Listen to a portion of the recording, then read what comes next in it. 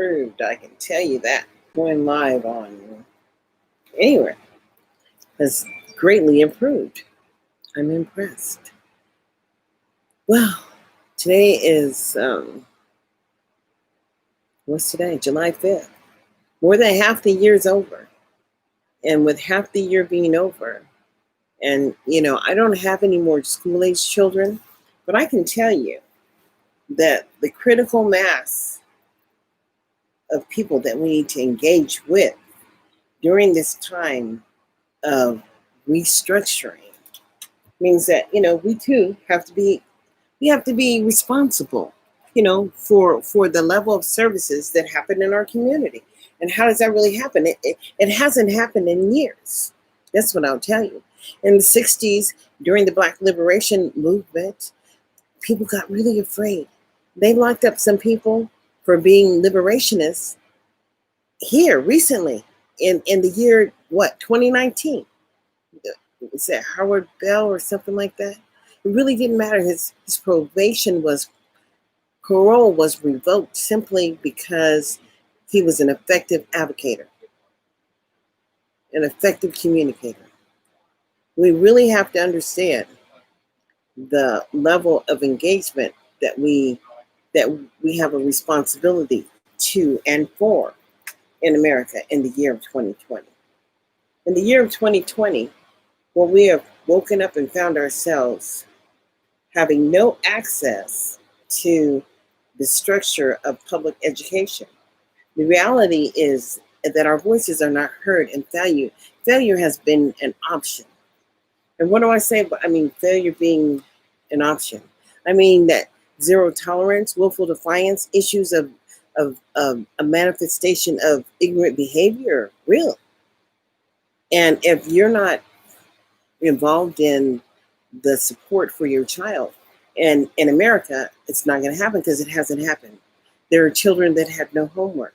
There are people that were struggling in the public education system, and their parents didn't know how to help them. But if they showed up at the school site, perhaps the level and the intensity of their frustration just overwhelmed people. And you could get blocked. You could be prohibited from coming to your child's school site until the child gets of graduation age. And that's just real. When I'm looking at what we have done in America in the public education system, it's just amazing, because support for children is really real. And the maintenance of effort is real too. Special education is not a joke, although we have been impacted and placed in special educational classes at a disproportionate rate than any other ethnic group, and that's just real. So as we are understanding where we truly are in America in the year of 2020, know this: we're where it's an option. We chose it. Anytime you pretend that you have no obligation, then there is no obligation for you, and your voice is just not heard. So we're living in 2020. The American educational system across the board for African American children is non-maintenance of effort, meaning that if you got a behavior option, then that's what you got. And if your child was having behavioral issues, then that's all they address. Well, that's all they address. Simply, you could have behavior infractions that will follow you from one educational system to a system of imprisonment. I mean, they say the pipeline to prison is really real. It is. For the number of children who are not reading in the 3rd grade, they have prepared prison beds for them. I mean, that's how they're counting how many prisons that they'll need to build. But we've let them do that to us as a people. Bing, bing, bing. Human capital, remember? It was a way of the 70s, I think. I mean, I remember hearing it all the time with Bing. And then I remember being online for a long time, understanding the changes that have come into play when we're only talking about device drivers that enable systems to access online activities, that monitor, every device has a MAC address, and the MAC address is being collected. If you're burning CDs, well, they know exactly how many you're burning. I mean, because there are devices and programs that keep track of everything that you do as you're on a system. Let's understand that we are living in the world of tools. and devices that collect information that demonstrates a maintenance of effort for you. So the behavior analysis and functional analysis that they do to determine your radicalness is real. So it's not a bad thing to be heard. It's not a bad thing to establish your citizenship. Establish the rights you have as a citizen. Be counted. Be heard. Know that before this transition of services has happened for all of us in America, life will truly change. Some of the jobs will never come back. A lot of people will be working from home from this point, until whatever. And some of the jobs don't even need to be online because they can manage and collect data so much that they know exactly what you're doing. They can fix your laptop on a conversation over the phone because all you have to do is give them access, and then really you don't even have to give them access. They know that's real. They have product improvement. You've given them access merely just by being online. We have to wake up as Americans and know that the system that we live under and the freedoms that we enjoy happen because we have gone through the struggle.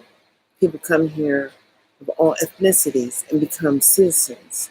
We as Black people fail to understand that the level of engagement and what has to do to ensure that their voices are heard and the maintenance of effort is happening in the community come from individually them and groups of them.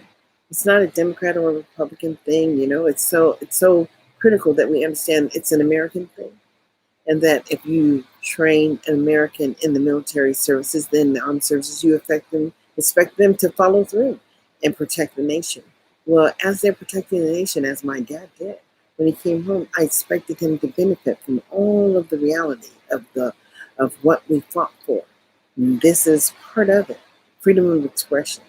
I mean, going online and sharing your story and talking about the expectations that you have from the allocations of tax dollars in your local community is critical. If you're not having the conversation, then who is? But if failure has become the maintenance of effort for your people, you need to check yourself.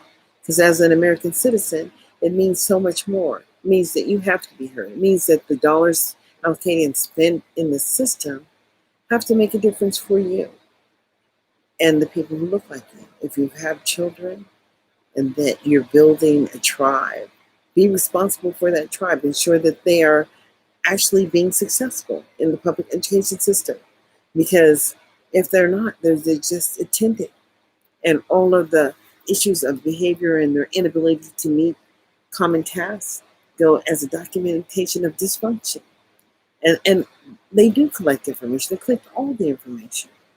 But it's up to you to understand that if you don't know the rules and you've not been privy to the rules, now the rules are free. They're out there for everybody. They're online. Learn how to advocate for your child. Learn that there are resources online that everyone can benefit. And know that failure is just never going to be an option that we should accept as a people. I'm going to sign up for right now in the street. I had to come back and just, make sure that I tighten up things to understand that I can go on this and talk about education every day. I can talk about what I found in reviewing the maintenance of effort that they have posted out there for the public. And somehow we as people should be eternally grateful that we've had the option to participate in the public education system. And if it didn't work for us, well, we shouldn't feel a problem with it. But it's such the same thing as when slavery was really real. We shouldn't have felt a problem with being oppressed by youth. Just like somehow people expect us not to feel burdened by the ability of a law enforcement officer who only had to meet an 8th grade level of education, become a police officer.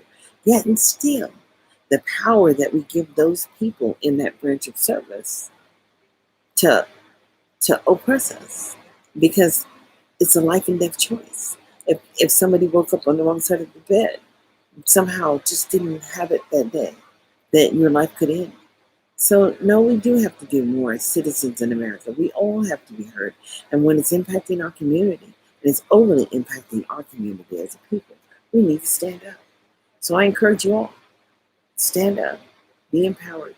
Know that you've lived life for a reason, and the challenges and the trials and tribulations that you have had have given you the experience and the ability to conquer. So stand up.